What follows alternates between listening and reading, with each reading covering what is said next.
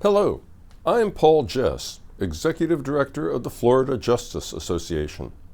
Today is Friday, September 20th, which marks the completion of the first Interim Committee week of the Florida legislature for the 2020 legislative session.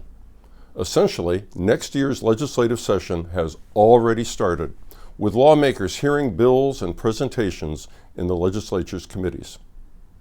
The Florida Justice Association congratulates Representative Chris Sprowls for becoming the official Speaker-Designate of the Florida House of Representatives.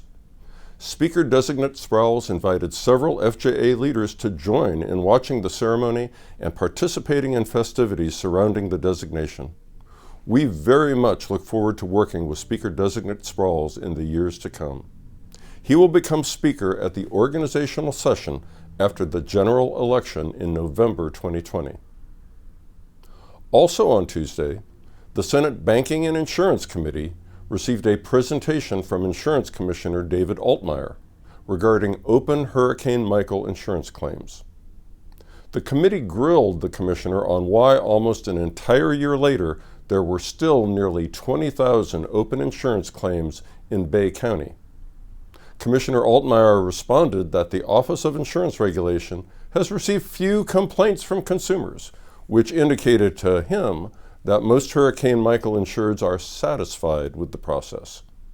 Several senators, including former Senate President Tom Lee, took the opportunity to ask detailed questions about claims, as well as the general role the commissioner sees himself playing in the policymaking environment. After the meeting, Senator Lee told a reporter that he thought the Senate committee had become a front group for the insurance industry. This should prove to again be an action-packed committee in the coming months. Again on Tuesday, the Senate Judiciary Committee passed a joint resolution by Senator Brandes that would be a proposed constitutional amendment to abolish the Constitutional Revision Commission. If the joint resolution passes the legislature, it would be put on the ballot in November 2020. Currently, the commission meets every 20 years to discuss changes to the state constitution, having most recently met last year. The joint resolution passed, with members citing concerns that the commission had bundled unrelated issues to be voted on as a package by voters. On the House side, Speaker Jose Oliva recently changed the committee assignments of several representatives. One notable switch is in the House Insurance and Banking Subcommittee, where Byron Donalds, a Republican representing District 80, is the new chair of the subcommittee. Finally, on Wednesday, a press conference was held by the U.S. Chamber of Commerce Institute for Legal Reform, where it presented a so-called survey on each state's legal climate. The survey is based on nothing more than a poll of 1,300 corporate counsel who work for large corporations that support the Institute for Legal Reform. It is therefore not surprising that Florida ranked number 46 in this unscientific survey of tort reformers.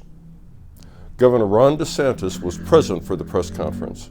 However, his remarks were very well balanced. Although he castigated lawyers who abused the system, he also stated that, quote, "You need to have a strong, robust system of justice where people can vindicate their rights," end quote. FJA President Kroger issued a statement after the press conference that said, quote, "The Florida Justice Association agrees that it is critical to have a strong, robust system of justice where people can vindicate their rights. Access to courts and trial by jury are cornerstone rights established in both the Florida and U.S. constitutions." Special thanks to the many FJA officers and members who were in town to lobby this week on you and your clients' behalf. Officers Leslie Kroger, Eric Romano, Tiffany Faddis, Curry Pagic, and Executive Committee members Richard Chait and Chris Liguori were all in town to support the efforts. In addition, I'd like to offer a special thanks to Amy Boggs, chair of the FJA Property Insurance Committee, and FJA board member Waylon Thompson, who met with numerous legislators to explain the need for property insurance reforms to help hurricane victims. Please consider making plans to join us for the upcoming committee weeks and the 2020 legislative session to ensure that our civil justice system remains strong and is not buried by the interests of corporate giants. Thank you for all you do for your clients and for all Floridians. And thank you for being a member of the Florida Justice Association.